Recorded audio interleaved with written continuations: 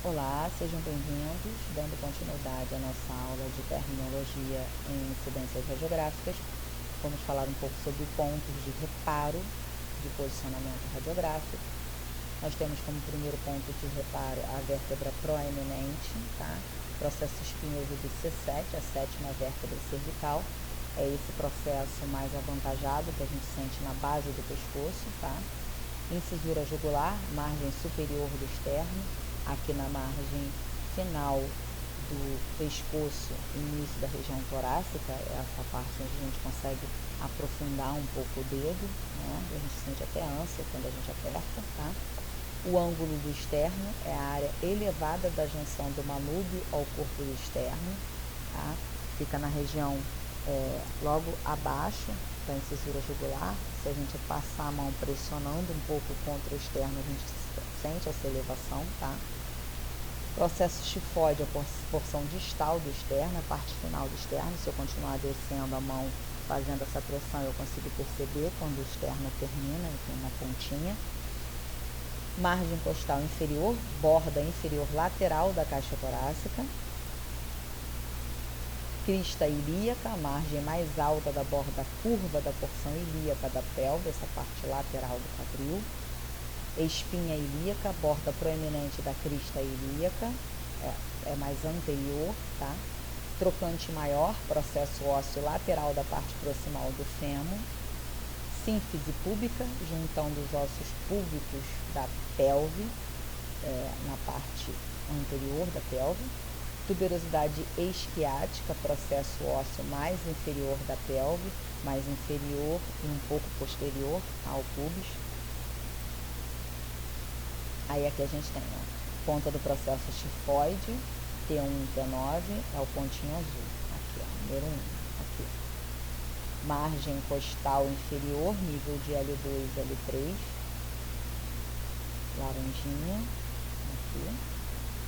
Crista ilíaca, o 3, aqui, cristas ilíacas. Espinhas ilíacas, amarelinho, 4, espinhas ilíacas. Espinha ilíaca e crista ilíaca. Trocante maior, azulzinho. Quando o paciente dobra a perna, a região da dobra é bem marcada nessa região aqui, número 5. Sínfise púbica, é essa região aqui mais inferior e anterior do quadril. Tuberosidade esquiática, é essa mais inferior e posterior à sínfise púbica. Aqui, ó, mais anterior e posterior à sínfise púbica.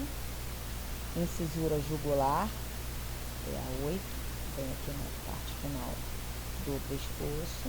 E ângulo do externo, logo abaixo, tá? E a margem de C7 é bem posterior aqui, a sétima vértebra cervical proeminente, bem aqui na base do pescoço. Dentro dos biotipos, nós vamos ter a divisão e a classificação a partir da estrutura corporal, tá? Não peso corporal, estrutura anatômica, tá? Que vai ser baseado em distribuição, peso e altura, e estrutura, localização e distribuição dos órgãos, tá? Então, a gente tem o hiperestênico, que é um biotipo mais atarracado, maciço, atarracado, né? A cavidade torácica é larga, profunda e com uma dimensão vertical curta, indicando um diafragma alto. O estênico representa o biotipo mais próximo da média, mas ainda ligeiramente atarracado. O hipoestênico, estes também estão próximos da média, mais atarracadas, mas com tipo corpóreo de mais estrutura, tá? O astênico é um biotipo mais extremo, com uma cavidade torácica estrita e rasa, mas com uma dimensão vertical longa, indicando um diafragma baixo. Então, a gente tem o hiperestênico e o estênico, que é o mais atarracadozinho. O estênico, que é mais próximo do mediano. E o hipoestênico e astênico é o mais comprido, mais estreito. Consequentemente, normalmente essa situação é um paciente mais baixinho e mais gordinho. Esse aqui é um paciente de altura média e peso médio. E esse aqui, normalmente, é um paciente mais altão, mais comprido e mais esguio, mais magro. Aqui nós temos a distribuição, né? Diafragma mais baixo, as estruturas corporais mais distribuídas, mais espalhadas, né? Aí um diafragma mais curvado, a estrutura corporal mais estreita e mais estreita, e a distribuição das estruturas. Hipostênico, estênico, hipostênico e astênico. Esses são os biotipos corporais.